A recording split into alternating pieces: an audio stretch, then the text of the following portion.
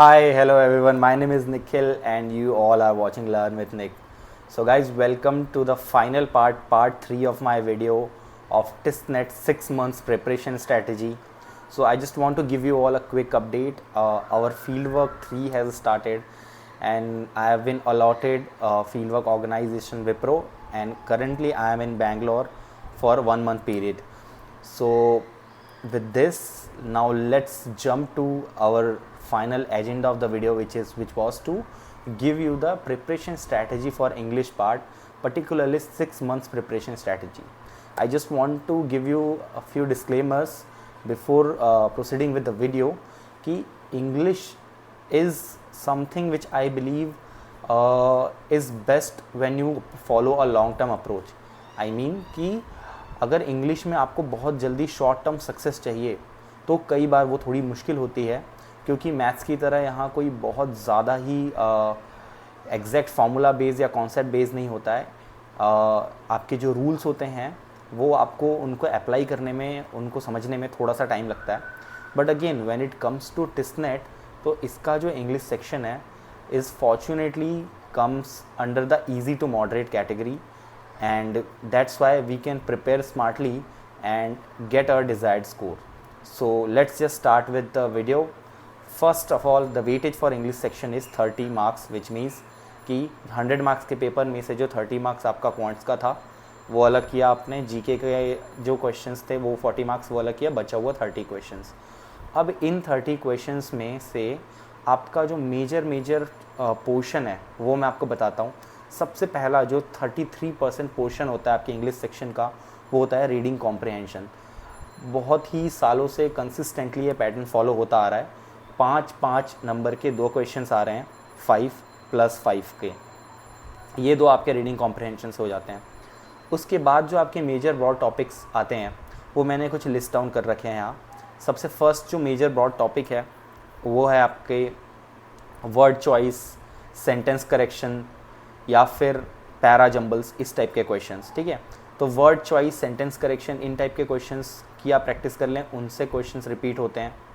Next जो broad important topic है वो है ऑड वन आउट. अगेन ये जो ऑड वन आउट है ये एंटोनिम एंड सिनोनिम के साथ ही आता है, जो कि एक ब्रॉडर अम्ब्रेला के अंदर कवर्ड है, which is the vocabulary part.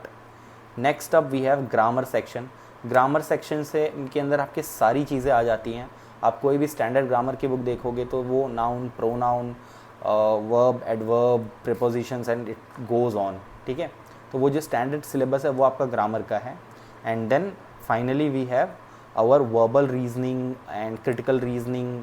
ठीक है, इन सारे पार्ट, इन सारे ब्रॉड एरियाज़ को मिला के आपका इंग्लिश का सिलेबस कंप्लीट हो जाता है. बहुत ज़्यादा टॉपिक वाइज सेग्रीगेशन नहीं है, लेकिन क्वेश्चंस जो फॉर्म होते हैं वो आपके सारे के सारे टॉपिक से मिला के फॉर्म होते हैं. एक सिंपल सा एग्जांपल है, लास्ट ईयर का 2022 का जो पेपर था उसमें फिल इन द ब्लैंक्स आए थे प्रीपोजिशंस बेस्ड. ठीक है, वो अगेन आपके ग्रामर का पार्ट हो गया. वो क्या based fill in the blanks आ सकते हैं. तो फिलअप्स इज़ अ फॉर्मेट. अब वो कुछ भी उसमें यूज़ हो सकता है. सब्जेक्ट वर्ब एग्रीमेंट का यूज़ हो सकता है, आपको एंटोनिम्स पूछा जा सकता है. ठीक है, तो ये सारे ब्रॉड एरियाज़ हैं जो आपको कवर करने हैं. तो अब इन सारे ब्रॉड एरियाज़ की मैं बात करता हूँ. सबसे पहला जो ब्रॉड एरिया है वोकैबुलरी एरिया, जहाँ पे आपके एंटोनिम्स एंड सिनोनिम्स आ जाते हैं. फिल इन द ब्लैंक्स में भी कई बार ये आ जाता है, ऑड वन आउट में भी यूज़ हो जाता है. तो वोकैबुलरी अगर आपको इम्प्रूव करनी है इन 6 मंथ्स में, बहुत अच्छी वोकैब करनी है, तो उसकी जो बेस्ट बुक है वो आप फॉलो कर सकते हैं नॉर्मन लुइस की word power made easy. Word power made easy by Norman Lewis. ये जो बुक है दिस इज़ बेस्ट. आप अगर देखोगे टिस्नेट के अराउंड लास्ट 5 ईयर्स के पेपर, 6 ईयर्स के पेपर्स, तो जो वोकैब का सेक्शन आता है बहुत ज़्यादा चैलेंजिंग नहीं होता है, बहुत ज़्यादा difficult and I think out of the box कोई वोकैब बहुत ही कम आए हुए होते हैं. मोस्टली जो वोकैब्स होते हैं वो आपके मॉडरेट कैटेगरी में लाई कर रहे होते हैं और वो ईज़िली अप्रोचेबल भी होते हैं. ठीक है, उसकी स्ट्रैटेजी पे मैं बाद में आऊँगा. तो ये हो गया आपका वोकैब वाला पार्ट कि रेनन मार्टिन तो Norman Lewis word power made easy by Norman Lewis आपने ले ली. उसको सप्लीमेंट करने के लिए ही उसकी एक और बुक है 30 days to more powerful vocabulary. ये 2 बुक्स अगर आपने ले ली तो आपका एक डिसेंट बेस फाउंडेशन बन जाएगा वोकैबुलरी का. उसके बाद आपको जो नेक्स्ट स्टेप करना है वो ये करना है कि आपको हाई फ्रीक्वेंसी वर्ड्स यानी कि ऐसे वर्ड्स जो कि बहुत बार किसी ना किसी मैनेजमेंट एंट्रेंस एग्ज़ाम में ऑलरेडी आ चुके हैं, उनको फिगर आउट करना है।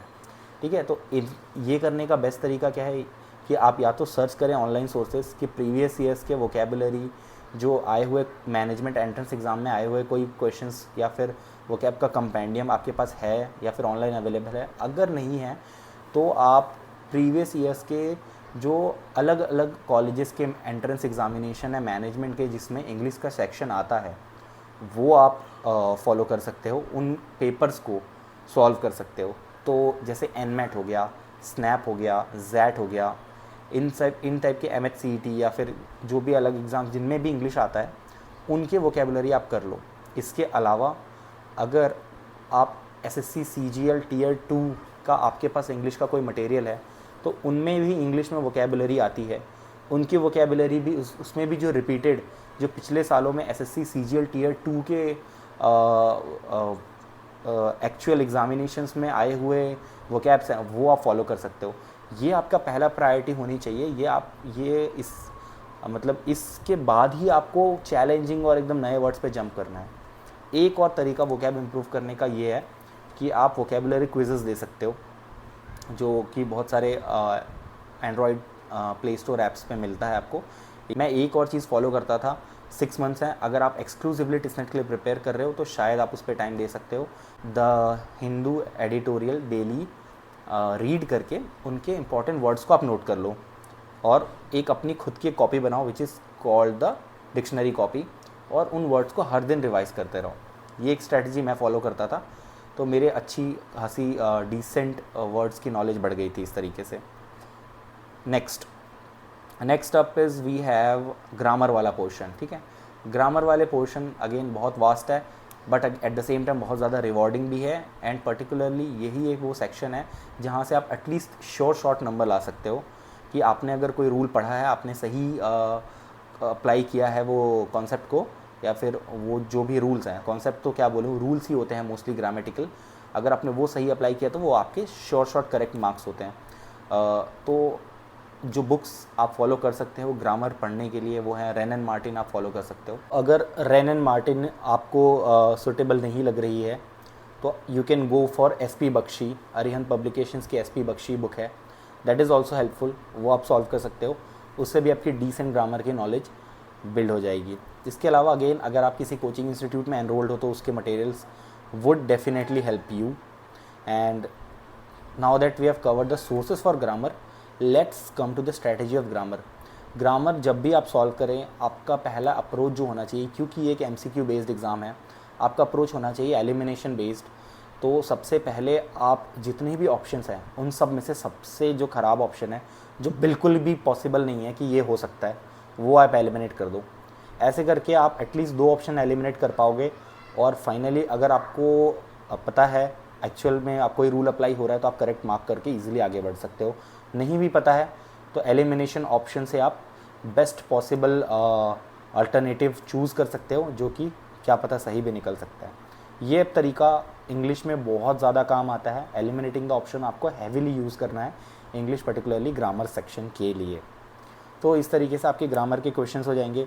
ग्रामर्स के क्वेश्चंस अब किस फॉर्म में आते हैं, लास्ट ईयर जैसे अगर आप देखोगे तो 3 क्वेश्चन स्पॉट द एरर के फॉर्म में आ गए थे, वहाँ पे हो सकता है ग्रामेटिकल एरर हो। ठीक है, इसके अलावा ग्रामर के ही कॉन्सेप्ट्स को यूज़ करके फिलअप्स दे दिया जाएगा, जहाँ पर चारों ऑप्शंस में डिफरेंट ग्रामेटिकल मिस्टेक्स होंगी और जिसमें नहीं मिस्टेक होगी वो एक करेक्ट आंसर होगा आपका। ठीक है, ये सारी चीज़ें जो हैं इनको मिला करके आपका ग्रामर समझ लीजिए कंप्लीट हो जाएगा। इसके बाद जो आपका बचता है वो पार्ट होता है वर्बल रीजनिंग, क्रिटिकल रीजनिंग और पैरा जंबल्स वाला पार्ट। तो ये अगेन आप किसी भी स्टैंडर्ड कैट की वेबसाइट या फिर यूट्यूब प्लेलिस्ट पे अगर आप जा सकते हो तो आप इनसे रिलेटेड क्वेश्चन सॉल्व कर पाओगे। यूजुअली स्टेटमेंट, कंक्लूजन, इन्फेरेंस, इस टाइप के क्वेश्चंस आते हैं। तो आप इनकी डिसेंट प्रैक्टिस करो। हिट बुल्सआई करके एक वेबसाइट है, वहाँ पे डिसेंट इनके कंपेडियम है अपलोडेड, या फिर आप वर्बल रीजनिंग की प्लेलिस्ट यूट्यूब पे सर्च करो, आपको वहाँ पे मिल जाएगी। So if you do all of these things, इसके बाद आपका जो मेजर चंक है रीडिंग कॉम्प्रहेंशन वो बचता है। ठीक है, अब अगर हम रीडिंग कॉम्प्रहेंशन पे आते हैं, तो रीडिंग कॉम्प्रहेंशंस को इम्प्रूव करने का सबसे अच्छा तरीका है रीडिंग कॉम्प्रहेंशन सॉल्व करते जाना। डेली अगर आप 2-2 3-3 रीडिंग कॉम्प्रहेंशन सॉल्व कर रहे हो तो you will develop a knack of how to go about like this reading comprehensions and how to select the answers. Again जो 5 क्वेश्चंस आते हैं आप मान के चल सकते हो कि 3 क्वेश्चंस उसमें से ईजिली अटेम्प्टेबल होते हैं। 2 क्वेश्चंस होंगे जो आपको मे बी बहुत ज़्यादा स्ट्रक्चर्ड अप्रोच डिमांड करेंगे कि बहुत ज़्यादा पूरे पैराग्राफ से आप क्या अंडरस्टैंडिंग, क्या आप अंदर की छुपी बात निकाल पा रहे हैं, उनको टेस्ट करेंगे वो आपको इन 2 क्वेश्चंस में। बट अगेन 3 क्वेश्चंस के आसपास would be very straight forward जिनको आप इजीली अटेम्प्ट कर सकते हो। और मेरी स्ट्रैटेजी भी यही होती थी कि रीडिंग कॉम्प्रहेंशन में सबसे पहले मैं एक झलक क्वेश्चंस पे देख लेता था ताकि मुझे पता चल जाए कि किन कीवर्ड्स के आसपास मुझे ध्यान देना है, और फिर पैसेज को रीड करता था बहुत ही ज़्यादा डिटेल में, और फिर मुझे इस तरीके से आंसर्स जल्दी मिल जाते थे। तो मिक्स्ड अप्रोच फॉलो कीजिए। एक जो इंपॉर्टेंट चीज़ आपको ध्यान रखनी है वो ये है कि रीडिंग कॉम्प्रहेंशंस को हमेशा आखिरी में अटैम्प्ट करिए। पहले grammatical and vocab and para journals से बाकी सारे क्वेश्चंस कर लो, बिकॉज रीडिंग कॉम्प्रहेंशंस बनाने में आपको हो सकता है बहुत ज़्यादा टाइम लग जाए, हो सकता है उसे रीड करके इंटरप्रेट करने में आप ज़्यादा टाइम वेस्ट कर दो और डायरेक्ट क्वेश्चंस जो कि ईजिली सॉल्व हो सकते थे उन्हें ना कर पाओ। तो ये एक फाइनल पीस ऑफ एडवाइस रहेगी मेरे तरफ से। एंड इसके अलावा आप डेली न्यूज़पेपर पढ़ो, जितना ज़्यादा इंग्लिश लैंग्वेज से आप एक्वेंट हो सकते हो उतना हो, and that will help you to score great number in TISNET. Now coming to the safe score, 25 plus would be a great score to have in TISNET examination. So I wish you all the best, and if you have any more queries, put it in the comment box. If you like my content, subscribe to the channel, and I'll see you all in another video shortly. Have a great day.